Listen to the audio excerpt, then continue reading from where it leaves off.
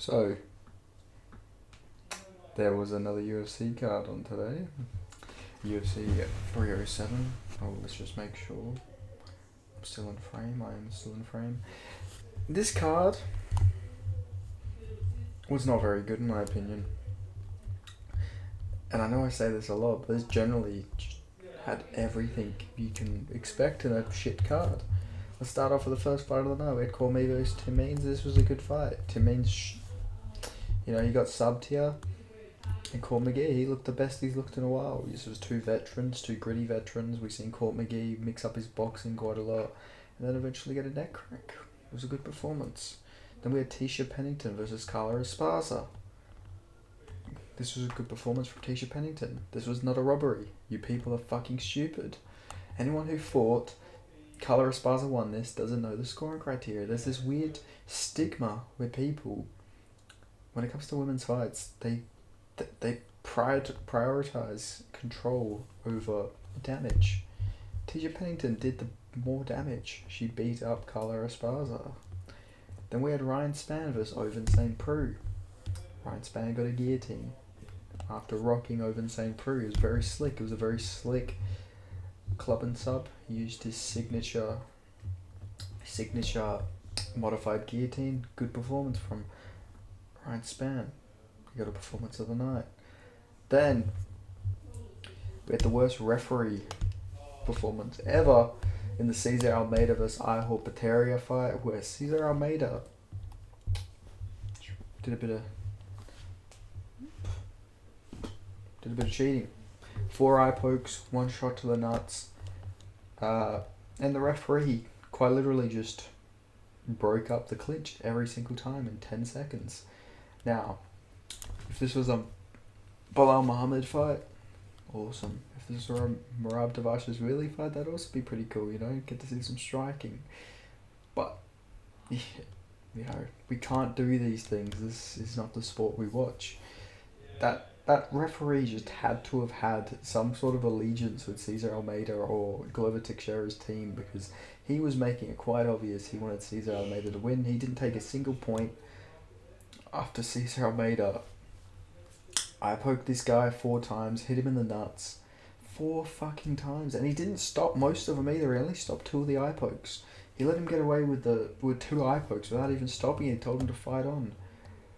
But outside of that, Cesar Almeida, he showed a good game here. He went for a guillotine, which he almost had, which was very impressive. He beat him up on the ground as well, which was also impressive. It was overall a very impressive performance from Cesar Almeida, but the cheating is just going to always be held over him for this performance. His defensive wrestling, it's obviously, people were shitting on it, but I think he's generally got pretty good get-ups. He doesn't really get held down too much. He's able to get back to his feet. Although Ihor Pereira is not the greatest wrestler in his own right, but I was generally impressed with his ability to get back to the feet. But, it was a good performance from Cesar Almeida, but the cheating is always going to come over it. Then we have Alexander Hernandez versus Austin Hubbard. People saying this is a robbery are fucking stupid. Alexander Hernandez clearly won this fight.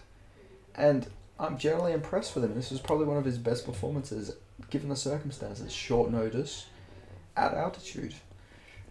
Alexander Hernandez is not a guy who has a particularly great gas tank, and he did slow down in that 3rd round, but normally he slows down by the 2nd round. His cardio seemed to improve, and he was coming forward. He was having a good fight.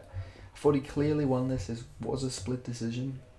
But Austin Hubbard, in my opinion, just wasted too much energy going for takedowns. He did land a lot of shots on the feet, but Hernandez landed the bigger shots, the more meaningful shots, the more close to ending the fight shots. But good performance from Alexander Hernandez. It seems like he's going to stay at lightweight moving forward. I like that move for him. I'm interested to see who he gets next. I'd love to see Alexander Hernandez versus Quillan Sauerkind for his debut, or maybe if Quillan Sauerkind gets a win, or maybe even Alexander Hernandez versus Terence McKinney. Those are some good fights, I reckon. Then we have Jasmine Lucindo versus Marina Rodriguez. This is what I'm talking about. These fucking guys, they don't understand that damage. Sorry, I have to get my charger real quick. They don't understand that damage is the number 1 scoring criteria in MMA. in men's MMA and in women's. But instead, these fucking clowns reward Lucindo for just wrestling. DC said in the third round, she's up 2 rounds, Lucindo's up 2 rounds. Marina Rodriguez got a fucking knockdown in the first round, you fucking idiot. Like, what is DC smoking? Rodriguez got a knockdown and he's saying, oh, Lucindo's up 2 rounds in this first round, she's going to need a knockout. No. It was clearly 1-1 going into the third. DC has this weird narrative where if you get a takedown, he thinks that wins you the round. He doesn't know how to score fights at all. DC should be kept away from the commentary. I know he's a former world champion and all this and that, but he doesn't know how to score fights. He did the same thing for JDM versus Basil Hafez, where he said Basil Hafez clearly won. No, he didn't. He's got this weird narrative because he's a wrestler. He's always biased to people who wrestle. But I'm sorry, bud, but it doesn't work that way. I thought Marina Rodriguez clearly won this fight due to damage. The third round, she got taken down, but she got back up. She landed a lot of big shots. She got a lot of good ground and pound off. Then Lucindo just laid on her and didn't land anything. Well, Marina Rodriguez threw more shots off her back. These fucking judges. Then we had Joaquin Buckley versus Stephen Thompson. I was regretting my Buckley pick because Stephen Thompson was quite generally masterclassing him on the feet. He was beating him up, he was kicking him up, he landed a lot of good shots, he was hurting Buckley. And then Buckley did get him with a takedown, which I said he would do. He would go in there with a wrestle game plan. And he slammed Stephen Thompson early, but Stephen Thompson was piecing him up. And then in the third round, he got a reverse Anthony Pettis type finish. Instead of it being him off the cage, it was Stephen Thompson coming off the cage. And he got caught and slapped. Very unfortunate for Stephen Thompson. I thought Buckley, but even though he was getting pieced up, his grappling, his takedowns were much easier to get the Shavkat, which is something I've been trying to say about Shavkat. Shavkat has mid wrestling, and I will keep saying that Shavkat's got mid wrestling. Joaquin Buckley had more success on the feet than Shavkat Rachmanov. Shavkat, while good, is so severely overrated that people act like Shavkat is the best fighter in the world. Sorry, I just got interrupted there. Yeah, people act like Shavkat is God. Like, they act like he's the fucking resurrection of Jesus Christ. He's just not. He's a beatable guy with tall man defense, mid wrestling, shaky. His striking is decent, and I'm not denying he's a good grappler, but his wrestling is just so mid. But I will hold my view on that. That is why I think JDM gives Shavkat Rachmanov such big problems, because he has tall man defense, and his wrestling is so bad. Like, it's not better than Basil Hafez. It's not better than Gilbert Burns. I will fucking stand by this. Shavkat Rachmanov isn't a good offensive grappler.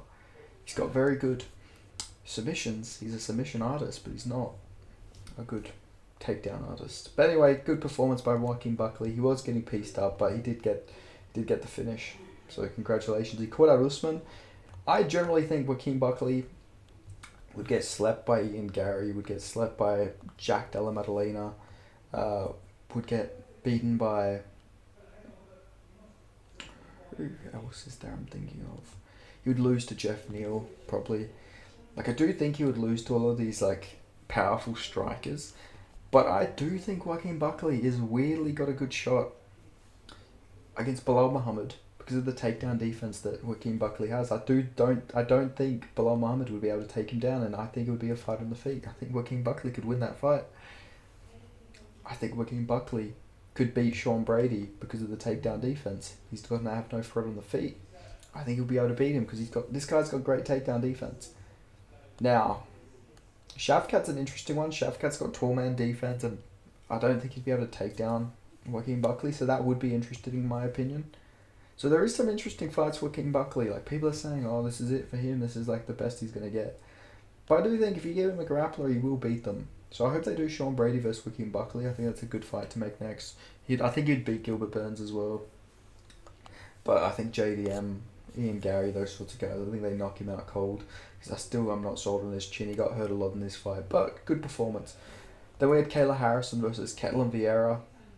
Kayla Harrison, people are going to shit up this performance. She literally just went in there and beat the number 2 ranked bantamweight in her fucking second fight. In a second fight at the bantamweight weight class at high altitude. I think people are going to give her a hard time and say she's a fraud and all this shit, but Ketlin Vieira, she's still the number 2 bantamweight. It's not a stacked division by any means, but this was also at high altitude. You got to factor that in there as well. She didn't go too hard. Maybe she didn't want to gas out due to the high altitude, which I think would make a lot of sense. So people are going to be hard on her, but I don't think, it's like, what's the word I'm looking for here? Like, I don't think people should be so hard on her. I don't think it's justified to be so hard on her. She looked good. She arguably won every round. Yeah, she didn't go out there and smoke out the water, but it was at high altitude, so you gotta be careful with these sorts of things. Now this is a fight that sort of pissed me off. Roman Dolidze versus Kevin Holland. Kevin Holland was just cooking on the feet. He was looking good on the feet. I picked Kevin Holland, so maybe that's why I'm a little bit salty. He was looking good on the feet, and then he got taken down. And then Roman Dolidze, with his fucking juju, fucking voodoo magic, I don't know how the fuck he keeps pulling this off. But Kevin Holland's rib just pops out of his stomach, his rib just pops out. He's hurt. Roman Dolidze starts throwing big shots. None of them hit him. None of those shots hit. Kevin Holland's still defending himself with one rib. And then eventually his corner ends up stopping the fight because, his rib's out. It makes sense. People are going to give him a hard time and say he's a quitter, but bro, his rib is literally out. The fuck do you want him to do? Like, his rib is out. Like, give him a break. You know what I mean? Like, his rib is out. He can't exactly. What's he gonna do? Go in there fucking with his hands up, one arm on his rib? Like, it gives him a big target, and he'll probably just get taken down and beaten up again anyway. So it made a lot of sense. Roman Dolidze acted like he just starched Kevin Holland out in the first round, which was really bizarre in my opinion. Don't know why he did that. He did the shh. It's like, bro, you literally got like an injury TKO. It's not that impressive, but he still won. So congratulations to Roman Dolidze. Then we had Mario Batista versus Jose Aldo. This fucking fight. Jose Aldo absolutely won this fight. Damage. You see that? That's damage. This. Wait, I've got to make sure you guys can see this. You can't even see. Boom, boom, that's damage. This is called cuddling. I'm just clenching myself. That is not doing damage. Jose Aldo landed big shots. Every time they struck, Jose Aldo appeared to hurt him. He cut him open. He was cooking on the feet. He absolutely did more damage. All Mario Batista did was clinch. You can't just clinch and think that is damage. That does not count as damage. There is no world in which that is damage. Jose Aldo clearly won that fight. It's a robbery in my opinion. 2 and 3 clearly go to Jose Aldo. I'm sick of this. Mario Batista, he goes on he does his post-fight interview.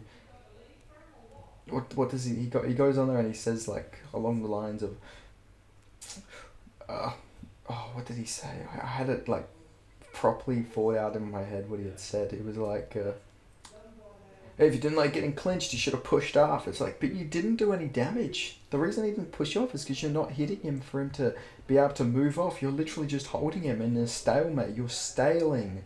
It's literally just a stalemate. That's not damage. Jose Aldo would then go on to land big shots. These stupid judges, they think control is damage. It's not. That's not how you win fights. It's not 2005 anymore. You don't win by just holding someone and not doing anything with it. Jose Aldo absolutely won this fight. I hope he doesn't retire. They need to do him versus Dominic Cruz next, in my opinion. I think that's the perfect fight. 2 legends, and then Jose Aldo can go back, move forward. Mario Batista didn't win this fight. Shameful performance. The only damage done in that fight from the clinching that got him the win was not to Jose Aldo, it was to Mario Batista's reputation, because now he's going to have this reputation as a stinky, stinky fighter. And Jose Aldo, don't ever fight in Salt Lake City again, because this is what fucking keeps happening at high altitude. We keep seeing you in these fucking fights where people just clinch you against the fence. Don't ever put Jose Aldo in high altitude ever again, for fuck's sake, UFC. You need to cut that shit out. Then we had this fight. Speaking of robberies, Juliana Pena did not win this fight.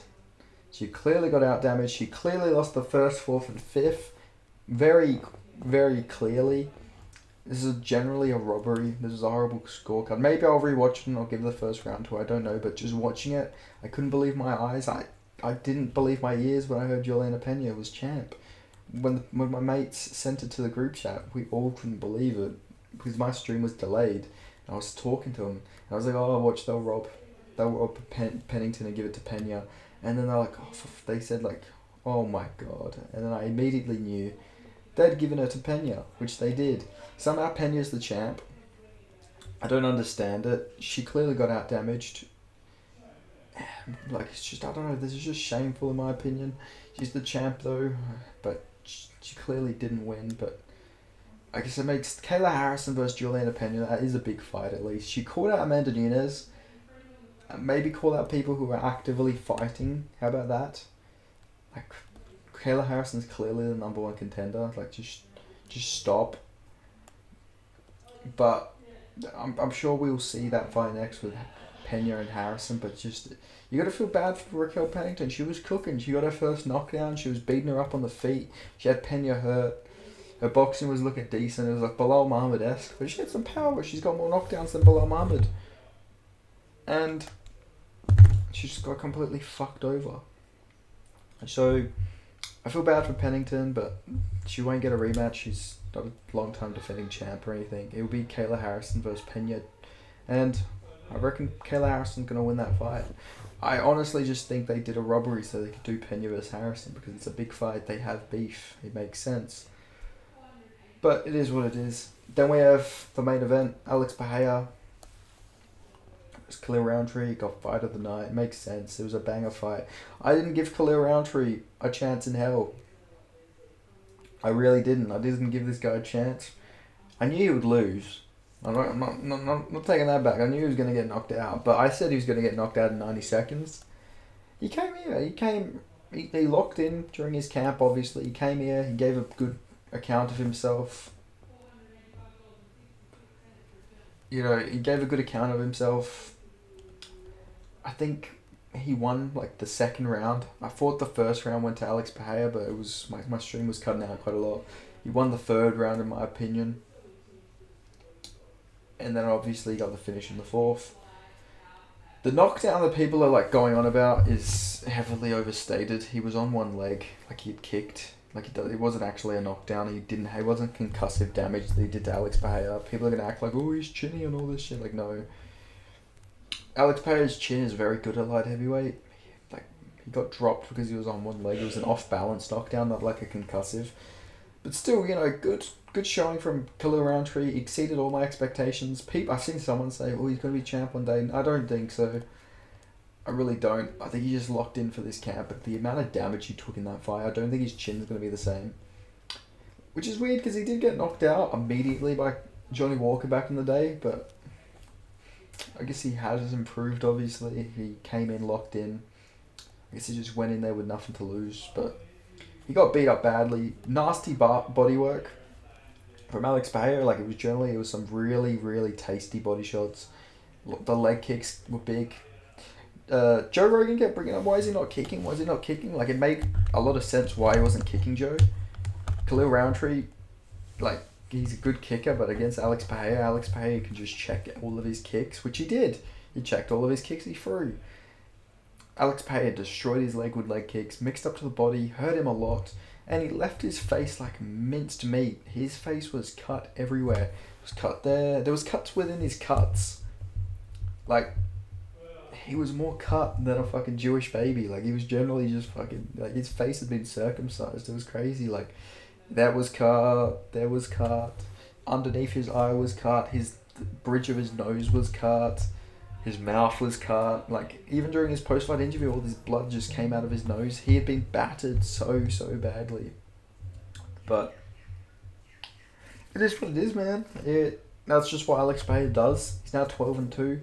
Crazy career. I remember putting up a post because him and Ian Gary debuted on the same card. I was like, who do you guys reckon has the most potential between these two? And everyone, maybe the guy who's 25 years old. Like, talking about Ian Gary.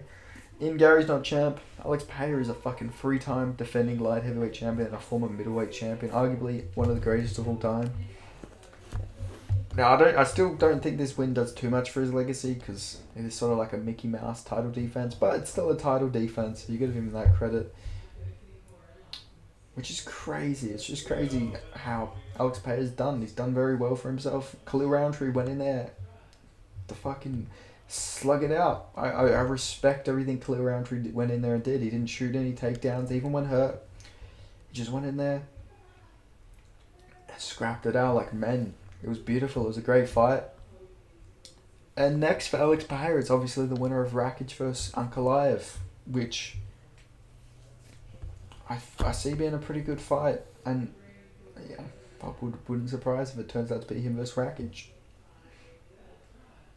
Great performance by Alex Pereira, man. You know, he's the champ for a reason.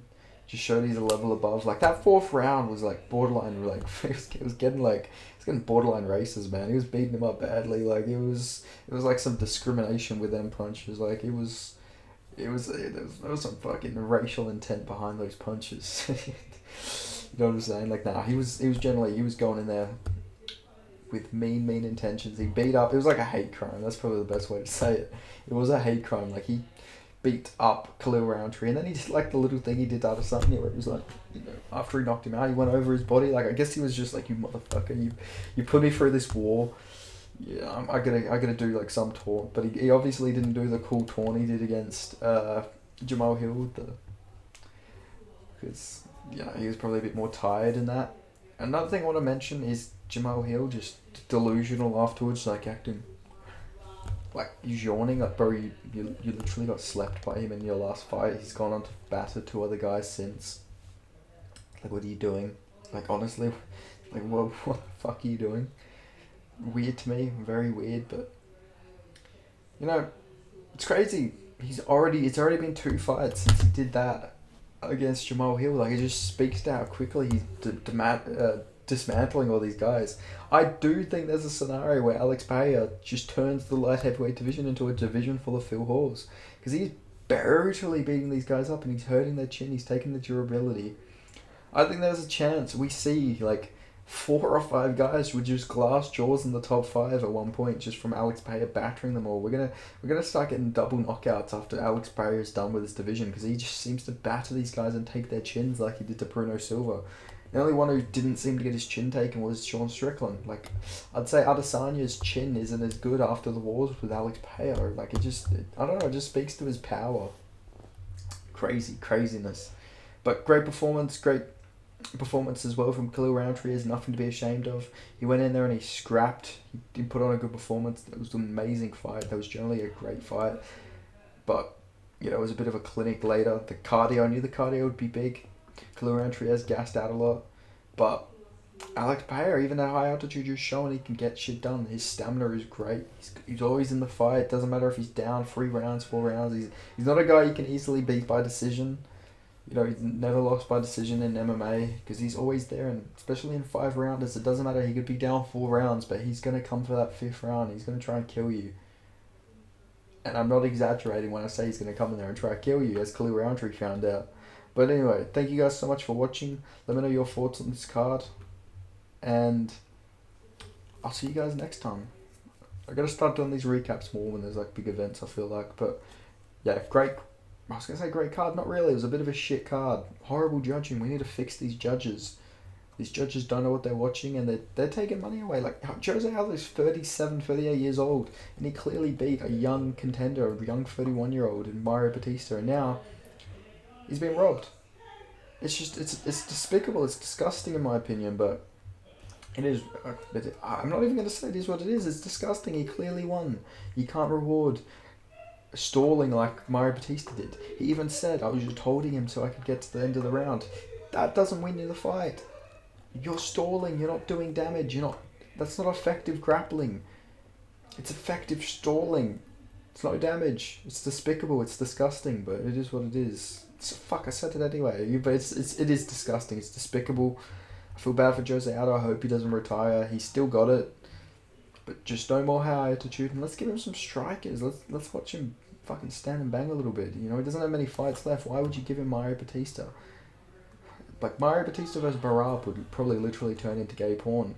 It would probably get the sport of MMA banned in the Middle East and Africa. I'm not even kidding. But anyway, in most of Africa, obviously, like Uganda, they'll never have the UFC in Uganda if Barab versus Mario Batista happens. I'm just putting that out there. But anyway, thank you guys so much for watching. Like, comment, subscribe, share this video. I'll see you guys next time. Peace. Thanks.